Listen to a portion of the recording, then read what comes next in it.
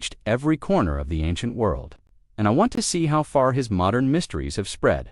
Although Saturn has gained renewed attention thanks to modern conspiracy theories and strange symbols we see everywhere from corporate logos to Hollywood movies, his story is much older and far more disturbing than most people realize. We're talking about a deity whose worship involved the systematic sacrifice of children, whose priests held secret knowledge about manipulating time itself, and whose festivals turned the entire Roman social order upside down for weeks at a time.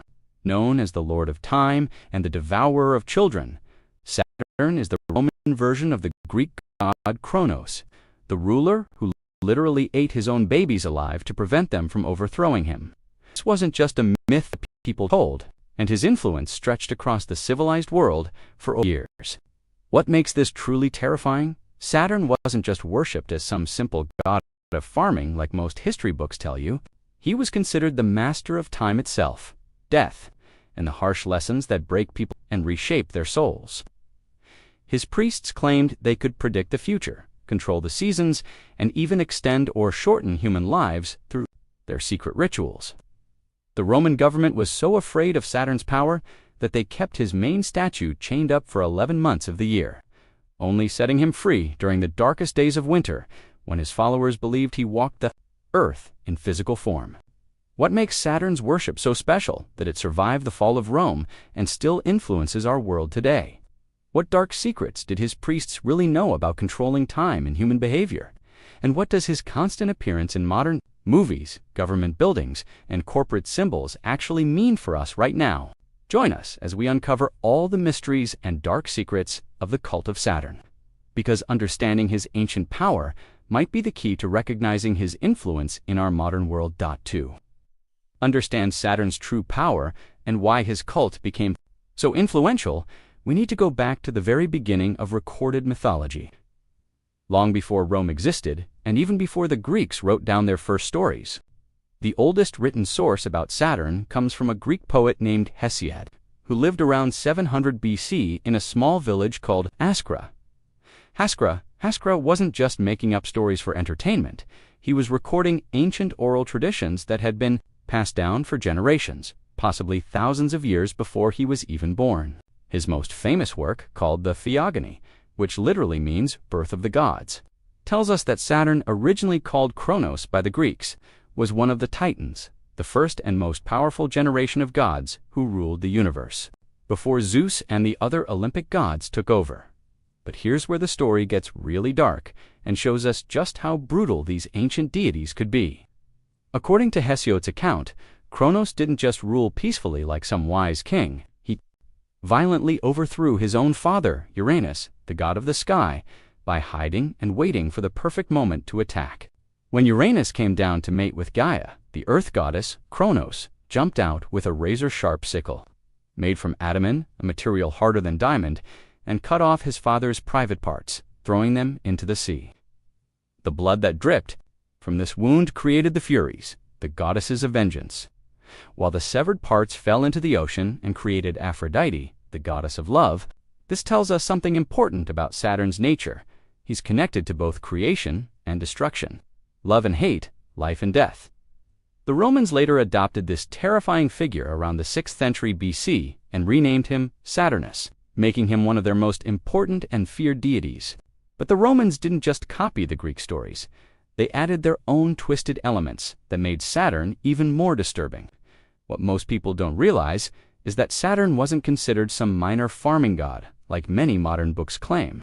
The Romans believed he was literally the founder of civilization itself, the god who taught humans how to grow crops, build cities, and create laws.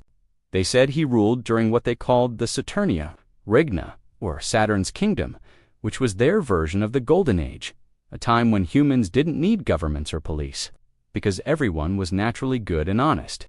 A terrible catch to this paradise that reveals Saturn's true nature. Saturn knew from a prophecy given by his parents, Uranus and Gaia, that one of his children would eventually overthrow him and take his power, just like he had done to his own father. This prophecy haunted Saturn and drove him to commit acts that were horrifying even by ancient standards. His solution was absolutely brutal. Every time his wife, Ops, also known as Rhea, gave birth to a child, Saturn would grab the newborn baby immediately after delivery and swallow it whole while it was still alive and screaming. He didn't kill them first, he ate them living, feeling them struggle in his throat as they went down. The Roman historian Macrobius, writing in the 5th century AD, gives us incredibly detailed information about how Saturn was actually worshipped in Rome itself for over 800 years. He tells us that Saturn's main temple, located at the foot of the Capitoline Hill in the heart of Rome, was built around 500 BC and contained a massive statue of the god that was unlike any other religious statue in the city. This statue showed Saturn as an elderly bearded man holding his famous sickle, but here's the really strange part. His hands and feet were bound with woolen chains that were kept on him for 11 months of every year. These chains were only removed once a year during the Saturnalia festival in December, when the Romans believed Saturn was temporarily set free to walk the earth. What makes this even more interesting is that Roman priests called the pontifices, who were basically the highest religious authorities in the empire, kept incredibly detailed records of Saturn's worship for over 800 years.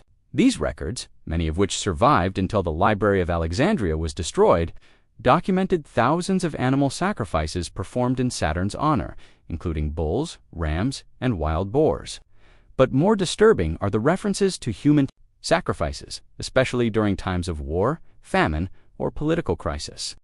The historian Pliny the Elder mentions that children were sacrificed to Saturn as late as 100 BC, and archaeological evidence from Saturn temples across North Africa shows burial sites with the remains of infants and young children who appear to have been killed in ritualistic ways.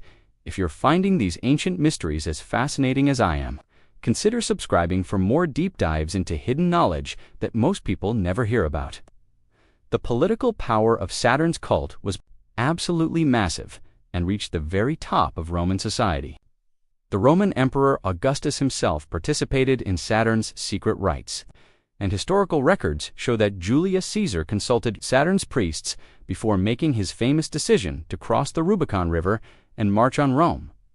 This wasn't just religious ceremony for show. It was real political power mixed with ancient magic and secret knowledge. And the decisions made in Saturn's temples influenced events that shaped the entire Western world. Even more disturbing, Roman senators would sometimes delay important votes until after consulting Saturn's oracle, and several emperors, including Tiberius and Caligula, were known to visit Saturn's underground chambers beneath his temple for private rituals that were never recorded in official histories. The cult's influence spread far beyond Rome itself. As the empire expanded, Saturn temples were built in Britain, Spain, France, Germany, and throughout North Africa, each one staffed with priests who claimed direct descent from the original Roman cult. These priests maintained the same brutal traditions and secret knowledge, creating a network of Saturn worship that spanned the known world and lasted for centuries after the official fall of the Roman Empire. But what did Saturn actually look like when he appeared to his followers, and how did people recognize his presence? The ancient sources give us incredibly detailed descriptions that are both fascinating and terrifying. According to Roman religious texts and the accounts of priests who claim to have seen Saturn in visions, he appeared as an extremely old man, but not the kind of grandfather figure you might expect. Saturn was described as having long, wild gray hair that flowed down past his shoulders like a waterfall of silver, and his beard was so long it reached almost to his feet. But his eyes were the most disturbing feature, completely black, like looking into deep holes in the earth. And witnesses claimed that staring into Saturn's eyes made them feel like time was slipping away from them, like they were aging years in just seconds. His most famous feature was the massive scythe he carried everywhere. But this wasn't just any farming tool.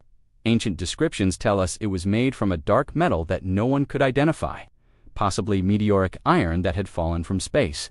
And it was curved in a way that looked more like the letter C than a normal sickle. The blade was said to be so sharp it could cut through anything: stone, metal, even time itself, according to some accounts. Saturn would use this scythe not just to harvest crops, but to literally harvest human lives, cutting the invisible threads that connected souls to their bodies. Roman artists always showed Saturn holding this weapon, and temple statues had scythes made from real metal that priests would sharpen during religious ceremonies. But Saturn's appearance had some really strange contradictions that tell us about his complex nature. While he looked ancient and terrifying, he was also described as being incredibly strong and tall, sometimes appearing as a giant who towered over normal humans. His clothing was always described as being dark, usually black or deep purple robes, that seemed to absorb light around them.